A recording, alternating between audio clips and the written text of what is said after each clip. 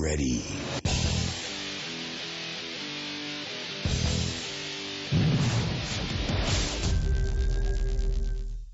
Welcome to another episode of Buff in the Rough.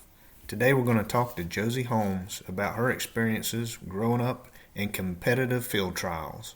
Help me welcome Josie Holmes to the program. Well, hey Josie, how are you doing?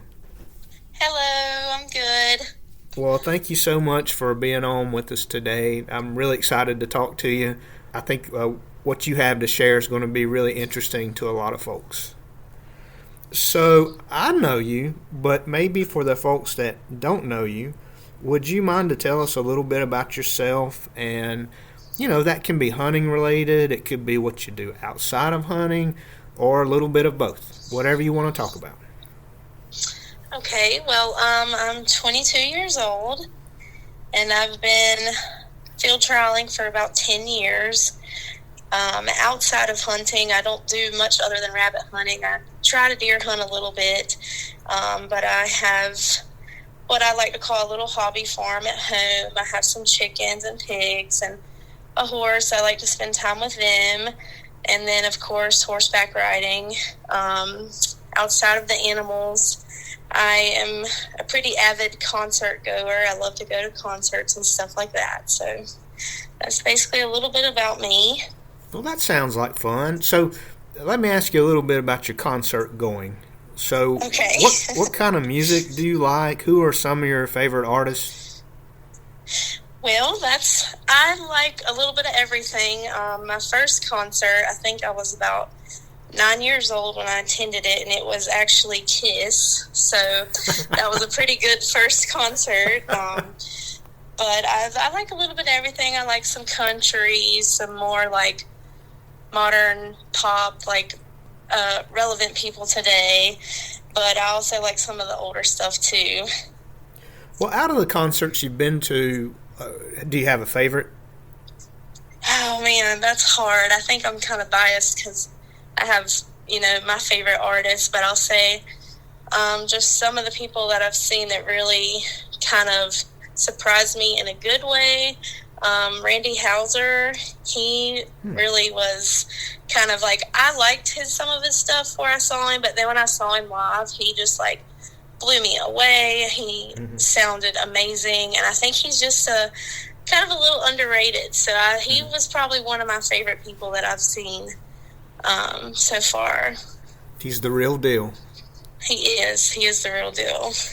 Well, Jesse, let me ask you a little bit about how you got into hunting. So you mentioned maybe you've been doing it about 10 years or so. Well, how did that even start? I mean, how did that happen? So it's kind of funny.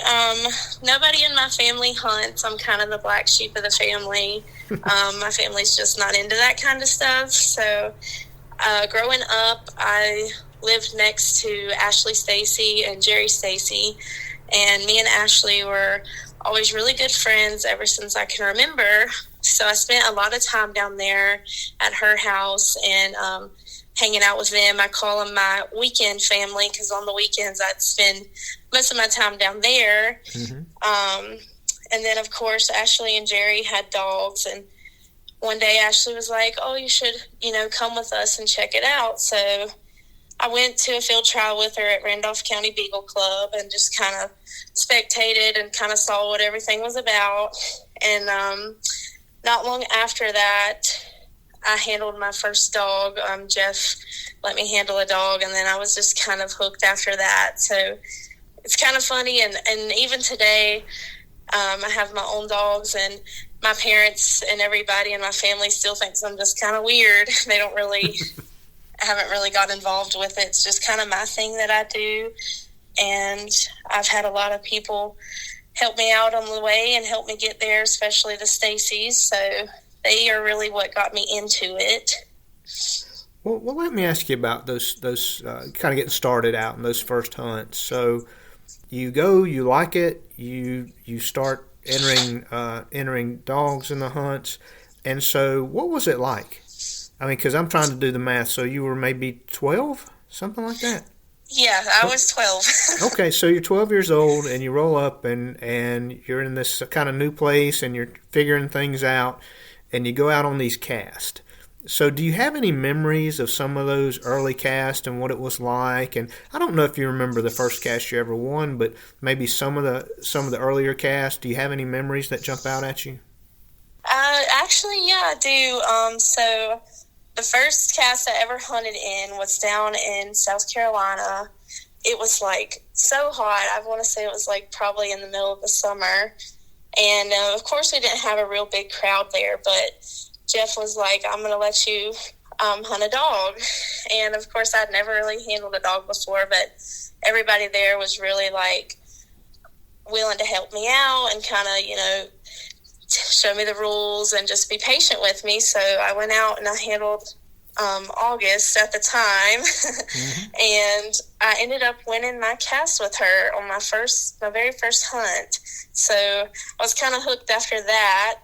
And then I want to say a few weeks later, we turned around and went back to the same club, and I was handling a different dog, and I actually won that cast too. So I had some early success, and it just kind of got me hooked. And especially being 12, I was just kind of felt like, wow, this is so cool. I'm actually good at something. So it was really like just I felt important. So I kind of stuck with it, and I was like, this is going to be my new thing. So Well, that's fantastic. I don't know that anybody really has that kind of success early on that quickly. It usually takes some time to get a win, and for you to start out just winning right off the bat, it probably speaks really highly for your handling skills. So, yeah.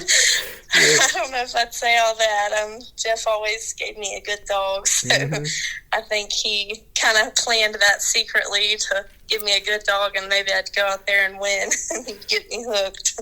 Well, that's a good segue kind of into the next question I wanted to ask you about is when you start out like that, and you said you didn't come from a family that hunted, so this was new, and there's a learning curve for you there. So you had to have a group of people to help you along the way and support you and get you started and to learn from. So are there people out there that had an influence on you early on that you would like to give a shout out to? You mentioned Jeff and the Stacy family.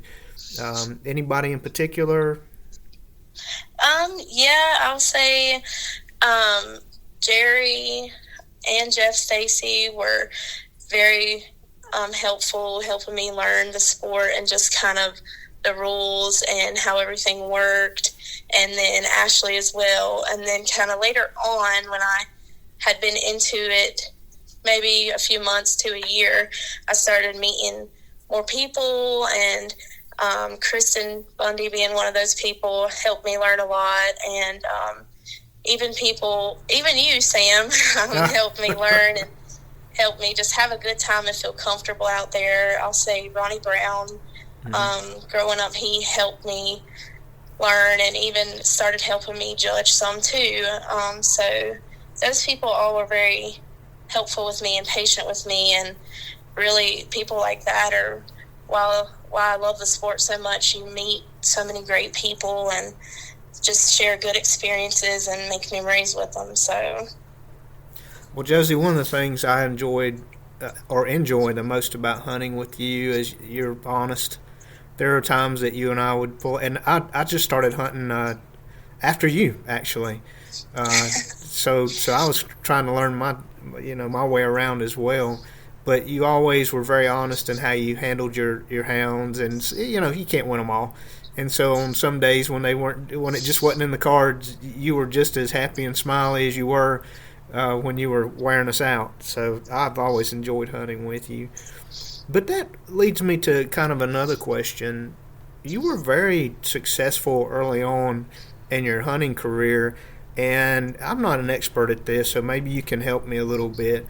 But in the United Kennel Club's hunting beagle format, there were certain series that were dedicated to promoting youth in the sport. And I don't know what they were called back when you were running them, but it seemed like your name was always at the top of the list or close to it in those series. Could you tell us a little bit about that and how you got there. Yeah, so a few years into it, I started having some success, and we were running. It was actually, I think it was still called the First Strike Series back then, and then, of course, later on the NHBA had a youth point series and stuff too. So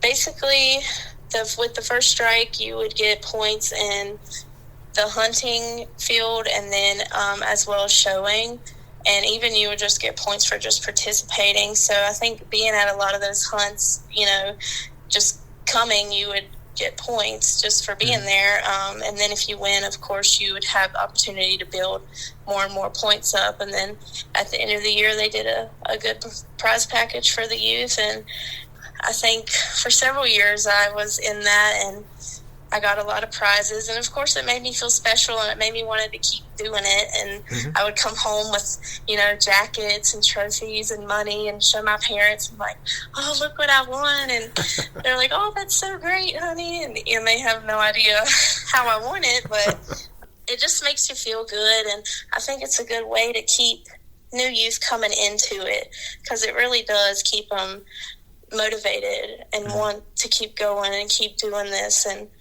I think it's really good. So, well, out of all those prize packages, because honestly, it seemed like you were there every year in that top level of competitors in the entire country. But does anything stand out? Was there one prize or prize package you were like, wow, this is awesome? I don't think there's one like certain prize package that I liked better than the others, but one thing that I always liked winning was the jackets, the brown band's jackets with your name and then your dog's name on it and what you won. I think those are just so cool. I have several of those still from the youth points, but you see when you go to these hunts, you see everybody wearing their brown jacket with what they won, and you're like, man, I really would love to have one of those just to kind of fit in and look cool. So those were always my favorite thing to win, and I still wear them today. And just every time you put it on, you kind of like, oh man, I remember this year when I won this, and it brings back a lot of memories and stuff. So those are definitely probably some of the favorite things that I won. And then of course we got other stuff like boots, and then I mean, who doesn't like money? I mean, who doesn't like cash money? So I love it. So you mentioned kind of how the point system worked, and just on an overview kind of this, you got points for being there. There was a certain amount of participation involved, but you got more points if you were successful in the field and or on the bench. So to do that, you needed a pretty good dog. So yes. As you were campaigning in these things, what were some of the hounds that you campaigned with? So I want to say the very first dog that I was successful with in the youth series was one of Jeff's dogs. Jeff and Ashley Stacy owned him. His name was Little T. And I don't even know how I came to run him, but I remember we were up at Doe Valley, and I don't know what happened, but I ended up having to run T, and I had been running other dogs, and I was like, okay, well, I'll give it a shot. Well, it's like freezing up there, but back then there's a ton of rabbits, so I went out. I knew Little T's voice, so first thing right off the bat, he took like 100 minus, and I was like, oh man, like this is no good. Well, by the end of the cast, he actually came back and won. So from there, I was like hooked on Little T. I was like, I want to run this dog. So I continued to run him, and I had a lot of success with him for several years. And then after that, I started on a different dog, Stacy's Mountain Outlaw Diesel, and I started hunting him in the registered. And I actually ended up having a lot of success with him too. So I owe a lot to Jeff. He always gave me a good dog and make sure I had the dog power to win and do good in the youth series. And I appreciate him a lot for that. So, well, I got to tell you, Diesel was I think one of the nicest hounds I've ever hunted with. Just a fantastic dog. Didn't he go on to place in the world, like really high in the world one year? Yeah, he did. It was, uh, I don't remember which year it was. I want to say it was 2020, but I can't be for sure. But Jeff hauled him up there and handled him the whole time, and he ended up placing fourth. So he was a good dog, and we had a lot of success with him. And I must say, I'm a little biased. He was my favorite and still is. So it's okay to have favorites. I don't care what anybody says. It's okay. Well, as you were out traveling the country, because that's another thing about these series that I think a lot of folks don't maybe appreciate. But it's hard. You have to be out there, and you have to be active, and that's something about every weekend, some kind of hunt somewhere. And so you traveled all over the place, all over the region and all over the country. And I know you hunted with a lot of different dogs over the years. But what are some of the better dogs that you've hunted with? Well, that is a tough question. I don't know that I can tell you just a few, but over the years, I'll say Jeff Stacy's had a lot of good hounds. Freck, Wildman. I loved Old Thunder. I had the opportunity to handle him a few times, and he was definitely one of my favorite. And then I'll say Kristen Bundy always has some nice hounds. Flame, Cooper. And then even just some people that I would say always really pack a nice rabbit dog. Randy Workman always seems to have a good dog. When he shows up, he's always placing and stuff. And he has quite a few that I've really just been like, man, that is a nice dog. And when I first started hunting, Alan Newby had this old Pete dog. And I tell you what, every time I hunted with Pete, I got my butt handed to me. And then after Pete, he had a dog named Girl, and she was about the same way. So it's tough to beat. So, and then over in Tennessee and stuff in the mountains, Ronnie Brown had this old Cupcake dog, and it was kind of the same thing. Every time I drew out with Cupcake, I was like, oh, here we go. So those are just a few I can think of. Well, that sounds like a pretty good list. Yeah. Well, so you started out, you were very successful early on. You were able to compete at the highest level nationwide in the youth series and were successful there. What advice would you give to someone young that's interested in trying out either hunting or showing or both? Oh, that's a good question. So my first advice is, if you think it's something you would enjoy, definitely take interest in it and learn the rules, learn the sport, learn how to judge, learn your dog. I think all those things are really important just for you to be successful, especially learning the rules. Because there's times when, you need to know those things in order to be successful. And I think that's kind of the biggest advice I could give anybody, and just getting out there and doing it and being at those hunts and participating, because like you said, you're not going to win them all. And in fact, you lose a lot more than you win in this sport. And just being there and being active, you're going to have more success if you show up to do it. So, well, Josie, I think that's fantastic advice. And one of the things I wanted to mention as well. So you started young, you grew up, you learned how to compete, you learned how to handle and take care of a hound, you learned the rules. And at some point, somebody handed you a scorecard and said, you're going to be the judge today. How did you feel about that? Were you nervous? I think it's personally a really big honor to be asked to judge, especially the clubs kind of in our area. I think they're really well run, and the leaders there are really, really good folks. They're not going to ask you unless they have confidence in you. So even as a youngster, you were asked to judge casts. So how did you feel the first time, or the first several times you were asked to judge? Yeah, so the first time I was asked to judge, of course, I was really nervous because I'd never done it before. although I knew the rules and the tools that I needed to, it's just still kind of nerve-wracking. Like, you're being given the responsibility to keep up with everybody's dogs and what's going on in the hunt. So it is a little intimidating. But luckily, when I first started judging, I was always out there with people that could help me and people that were there if I needed to ask questions. So I kind of slowly eased into it, and that helped a lot. But I agree with you. Definitely, all of the clubs around here have really good people in it. So if you ever want to start judging, and I just suggest showing interest in it, and then there's definitely people around here that'll help you do it. So it was definitely nerve-wracking, and even to this day there's still times where I'm like, I don't really want to judge, but I will if I have to, kind of thing.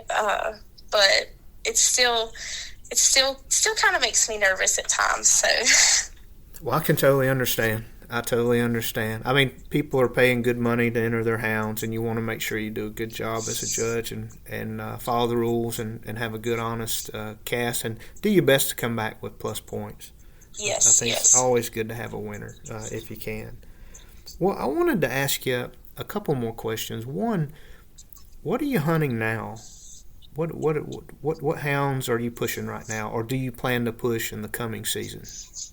Well, right now I'm not really pushing anything that I have, but I'm still hunting some dogs, just some of Jeff Stacy's dogs. But I've got them here now at my house. I have my own little kennel, so I'm running stuff out of his dogs, out of Diesel and Flame, and then I've got some stuff out of Freck too that I want to start pushing next year a little bit more. But right now I'm just kind of, here and there. I'll take one this time, one the next time. I'm really big on getting them all out and having equal opportunity to succeed with both, with anything.